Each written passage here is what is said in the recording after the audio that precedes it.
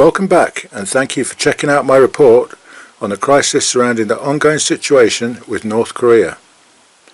Despite many national newspapers and news channels having seemingly gone quiet over the issue, there is still a very real threat of conflict in the region and a lot of tension between the major players. To say things are fluid is an understatement, especially following the recent election in South Korea. South Korea's new president has a conciliatory approach towards the North Koreans, far more so than his predecessors. Within hours of taking office, he has made phone calls to both the Chinese president and the Japanese Prime Minister on how to approach the threat.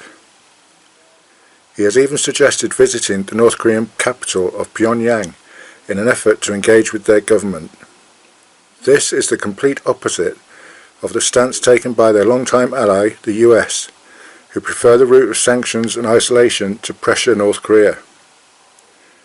China voiced its deep concerns over the THAAD anti-missile system deployed along the border between South and North Korea, but was told by the new president this would not be resolved until there is no further provocation from North Korea.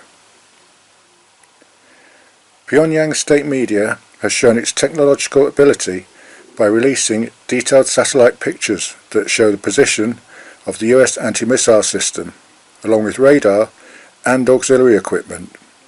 China has expressed further concerns that this could be used to spy on its own facilities and threaten its national security.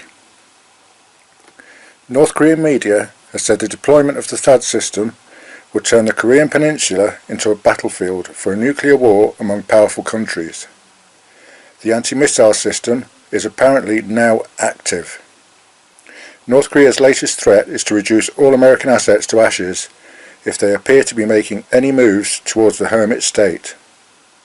These assets include the USS Carl Vinson carrier group and a nuclear-powered submarine.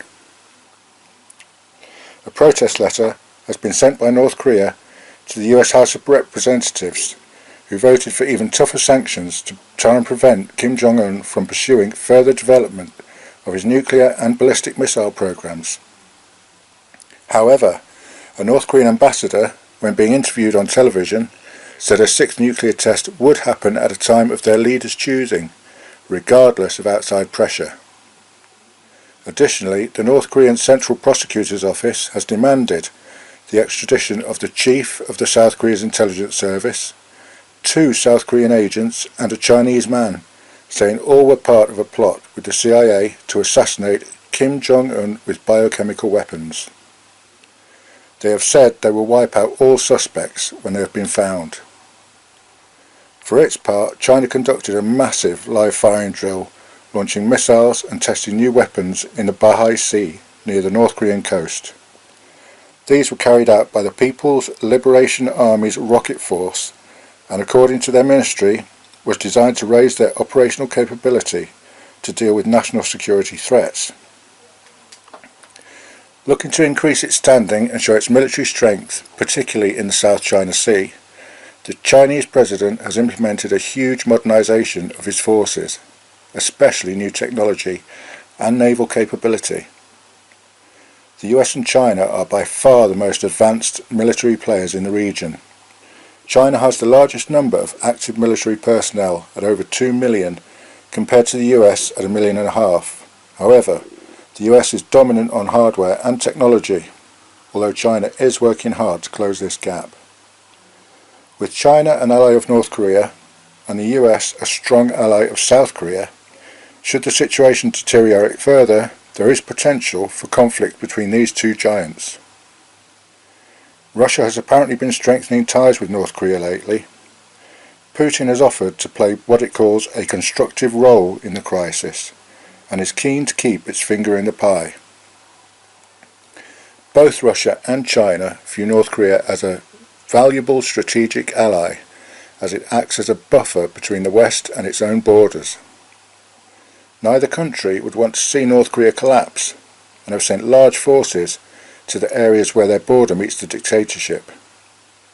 In the last day, it has been reported that North Korea would consider engaging in talks with the US, but only under the right circumstances. This comes shortly after Donald Trump used almost the exact same words, although he also said a major conflict is possible. While the sign of talks is encouraging, there are other less positive signs. Kim Jong-un is building mysterious man-made islands, possibly for testing sites, and he has now camouflaged the facilities on his current sites. Whether this is to try to foil reconnaissance photos or make it more difficult for a targeted strike is unknown. What is known is that these facilities are being closely watched for evidence of another nuclear test. Should a sixth test happen, the situation could rapidly deteriorate. The world is watching. Check back for further updates and hit that like button.